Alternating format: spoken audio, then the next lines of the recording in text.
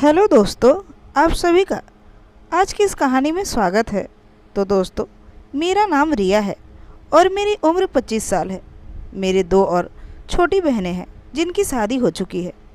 मैं इलाहाबाद में रहती हूँ और मेरी छोटी बहन की शादी अच्छे ख़ानदान में हो गई है। मेरी उम्र इस वक्त 21 साल थी जब यह वाक़या हुआ था। उस वक्त मैं यूनिवर्सिटी में पढ़ती थी।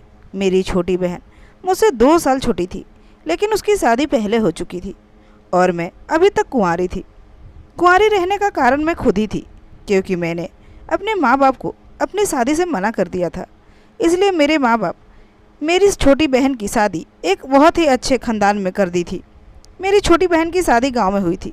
वैसे तो उसका शहर में भी घर था, लेकिन ज़मीन की वजह से गांव में ही रहा करते थे।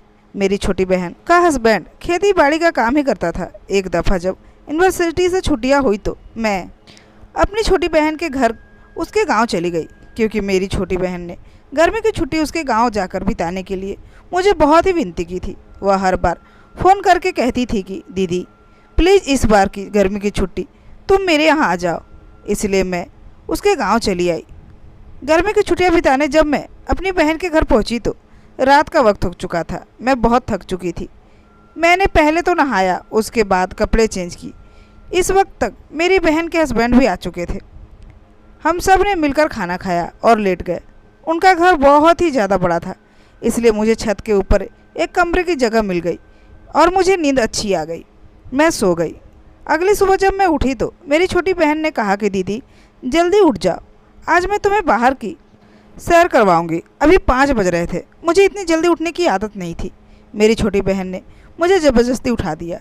हम दोनों घर से बाहर निकल गए। मेरी छोटी बहन मुझे अपने घर की बातें सुनाने लगी। मैं घास पर चल रही थी। घास बहुत ही अच्छा लग रहा था। मुझे नंगे पाँव घास पर चलना बहुत अच्छा लग रहा था। ऐसे ही चलते चलते मैं और मेरी छोटी बहन खेतों की तरफ चले गए। उसके बाद उसे याद आया कि उसने अपने देवर का नाश्ता नहीं बनाया है। देवर यूनिवर्सिटी में पढ़ता था। मेरी छोटी बहन कहने लगी कि चलो घर चलते हैं दीदी। मुझे बहुत मज़ा आ रहा था घास पर चलते हुए। मैंने उसे कहा तुम चली जाओ, मैं कुछ देर बाद घर आ जाऊंगी। मेरी छोटी बहन घर चली गई। मैं वहीं खेतों की तरफ चलती रही। चलते चलते मुझे एक तालाब दिखाई दिया। मैं उस नदी के पास चली गई। मैंने उसके पास जाते ही देखा कि मेरी छोटी बहन का देवर नहा रहा है और उसके जिस्म पर कोई कपड़े नहीं हैं।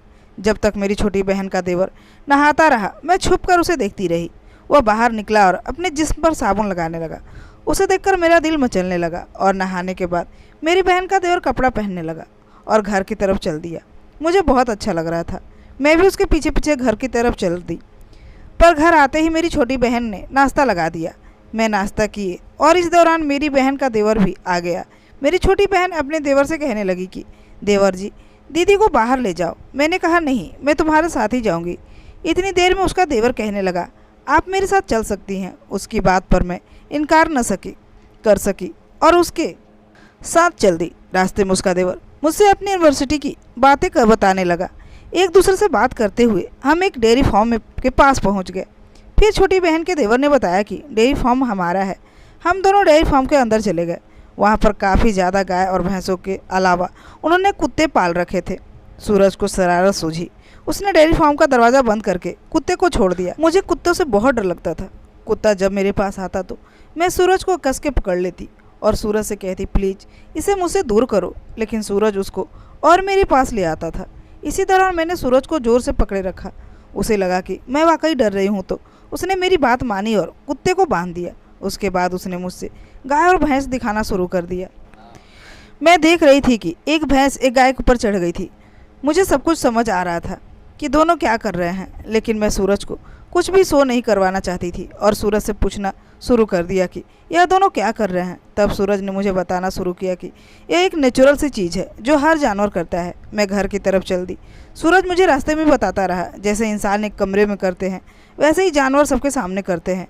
इंसान और जानवर में यही एक फ़र्क है। इसके बाद सूरज कहने लगा कि यह सब लोग करते हैं, क्या तुम भी करना चाहोगी। यह सुनते ही मुझे शर्म आने लगी। मैं तेज़ कदमों से घर पहुंची। मेरी टांगें कपकपा रही थीं। सुबह देवर को नहाते देख लिया था और अब यह मंजर देखा था। इस तरह दोपहर हो गई और मुझे नींद आने लगी। कुछ देर बाद मेरी छोटी बहन आई और उसने मुझे उठा दिया। शाम का खाना हम सब ने मिलकर खाया। जैसे सूरज को देखती मुझे नहाने वाला सीन याद आ जाता। मुझे सूरज के सामने बैठा नहीं जा रहा था।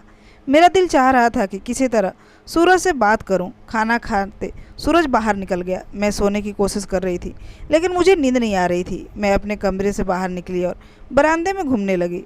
अभी मैं घूम ही रही थी कि घूमते घूमते मैं अपनी छोटी बहन के कमरे के पास चली गई। देखा तो सारी लाइट बंद थी। एक नाइट बल्ब जल रहा था।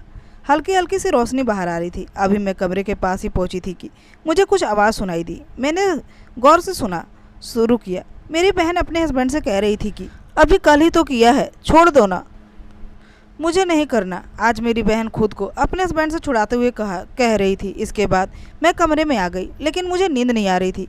मेरी गर्मी और ज़्यादा बढ़ती जा रही थी। इसमें बहन का देवर मेरे कमरे में आ गया। मुझे देखकर कहने लगा, तुम शादी क्यों नहीं कर लेती? मैंने कहा कि मुझे शादी पसंद नहीं थी, लेकिन अब मैं शादी कर लूँगी। इस पर सूरज कहने लगा, चलो मैं तुम्हें शादी के बारे में बताता हूँ। इसके बाद मुझे कुछ पता नहीं क्या किया। अगली सुबह होते ही मैंने अपनी छोटी बहन से कहा, मैं घर जा रही हूँ, लेकिन मुझे ऐसा लग रहा था कि मेरे अंदर की गर्मी खत्म हो चुकी है। जैसे ही मैं घर पहुँची तभी मुझे सूरज ने कॉल किया और मुझे उस रात के बारे में बताया कि उस रात उसने भी गाय भैंस की तरह मेरे साथ किया था।